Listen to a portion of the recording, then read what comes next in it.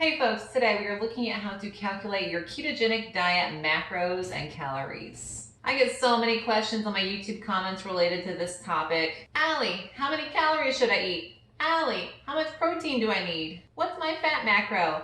All of these questions can be solved by calculating your ketogenic macros and calories. I'm going to show you guys how to calculate all of these things using the exact same ketogenic calculator that I used when I started years ago, just before I lost my 170 pounds.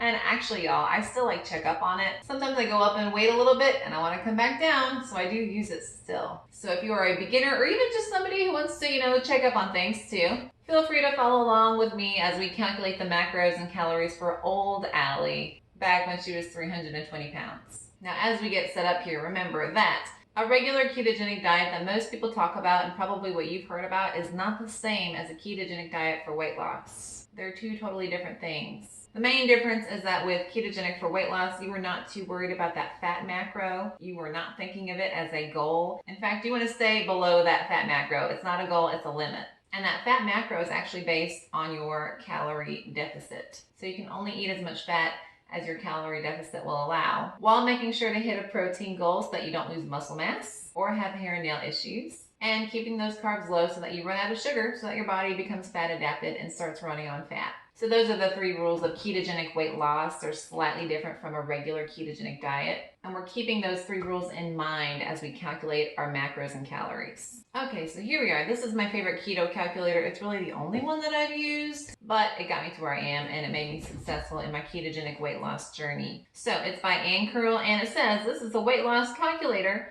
for the ketogenic diet. It finds your optimal food intake for your personal weight loss goals. All right, so for this first step, what you're gonna do is you're gonna plug in your personal information. So Allie, back at 320 pounds, was still female. And then here's my weight, 320 in pounds, which means I was 145 kilograms. And height, I'm gonna plug in 5'11", and the birth date, make sure it matches your birth date. Here we go. Determining your energy expenditure. So what it says is that my base metabolic rate is 2,235 calories. That is your base metabolic rate, just your body at rest and what it needs to maintain that weight, the energy that it requires. So then it goes into your real daily energy expenditure, and it depends on how active you are. Now, something that I did starting out because I heard everybody else tell everybody this is that you basically are always gonna put the activity expenditure on sedentary. So no matter if you work out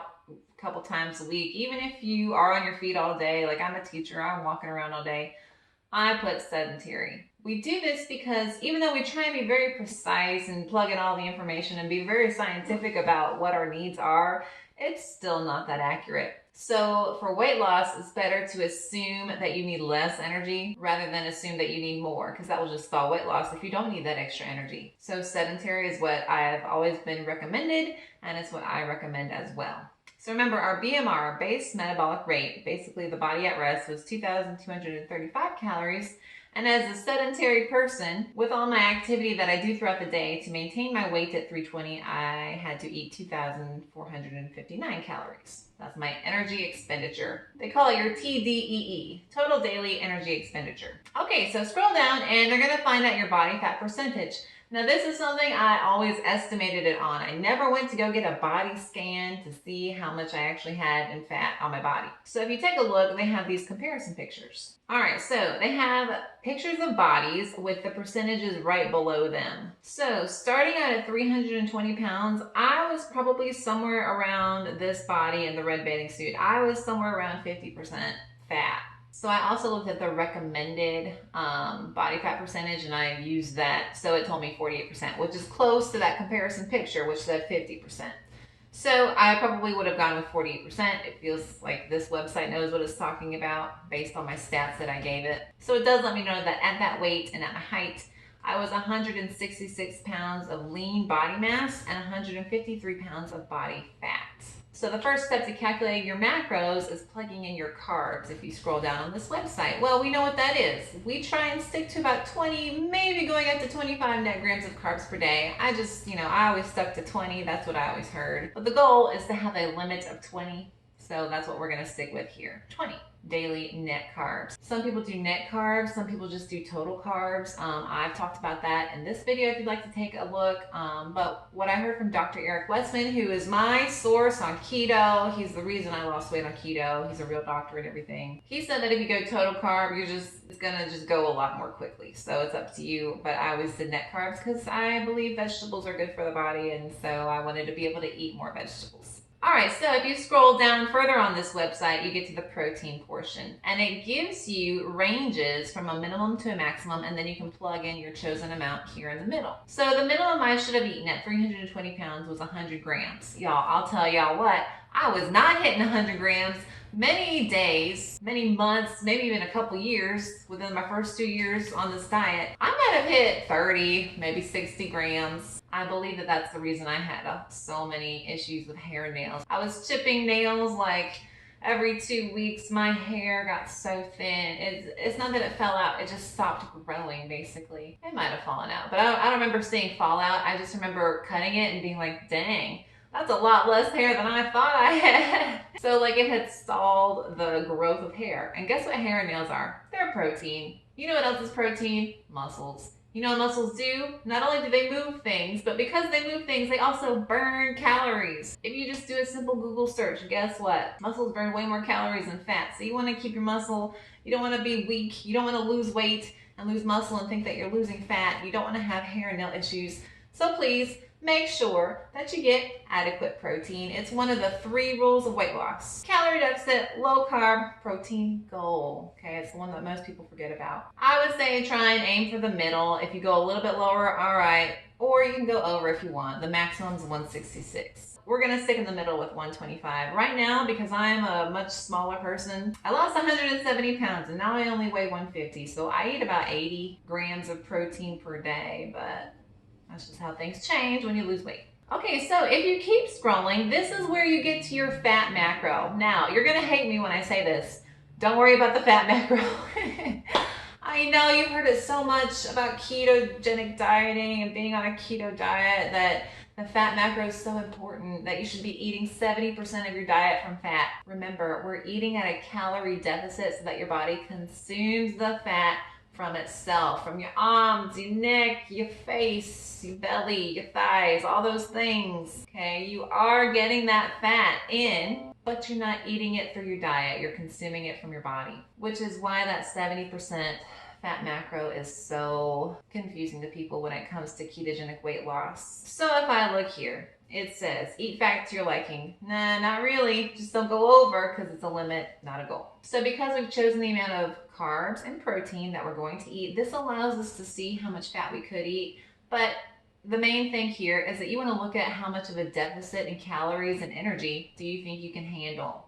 So if you play with this top number here in the middle, right now it says 23% deficit. If you play with that number, it'll show you how much of a deficit that is and what to expect in terms of weight loss. So right now at 23%, it says moderate deficit, fast weight loss with moderate difficulty. I stuck to 20. So you know what? I'm going to bring it down to 20. So because we've chosen a 20% calorie deficit, this shows us the amount of grams of fat that we could eat. Not that we must eat, but that we could eat. And that is 154. So if you scroll down, you see your personal results. With the 20% deficit in calories, I could eat 1,967 calories per day, 20 net grams of carbs, 125 grams of protein I should eat per day, and my fat limit is 154 grams per day. Now, I keep saying you could eat that many calories and fat grams because there are limits. And I'll tell y'all what, when I was first starting out at 320 pounds and steadily losing through the 300s and high 290s, I wasn't that hungry. I was fat adapted. I was eating that fat. My body was so good at eating that fat from itself that I wasn't starving. I didn't feel hungry. Sometimes at the end of the day when I was logging, I had only eaten 900 calories, which is great. I wasn't hungry and I was losing weight even faster. However, the only issue with that is I wasn't getting my protein in. And again, I lost muscle mass and I had hair and nail issues. So if you choose not to go up to that calorie/fat limit, please make sure you eat enough protein. Now this is where so many people get confused is they see these percentages, these ratios of what you should be eating with your macros. So if you notice here, the fat, it says 71%, protein 25%, carbs 4%, but that's about the calories. So you're not eating that much more grams of fat than you are protein. You're eating more calories of the fat than you are from protein. Please remember that fat has 9 calories per gram while protein has 4. Yes, I just Googled it, 4. But people get so confused about that because they think that they should be weighing their food and that, for the grams of fat, that should be 70% of their diet. It's not, it's the calories. So don't even worry about the percentages. I never worried about percentages when I was losing weight. A lot of people say don't worry about it, just worry about the 3 main rules for ketogenic weight loss. Do not go over that calorie deficit, aka your fat limits. Keep those carbs low at 20 to 25 net grams of carbs per day and hit that protein goal. So if you scroll down, you see some charts. And again, it looks like you should be eating a majority of fat. It looks like you should be piling that butter on to go chicken and piling, that ranch dressing onto your salads. But that's not quite right. It's not describing the foods that you're eating, it's describing where your calories are coming from. And remember, a little bit of fat goes a long way. Pat of butter, 100 calories. 2 tablespoons of ranch dressing, 130 calories, all right?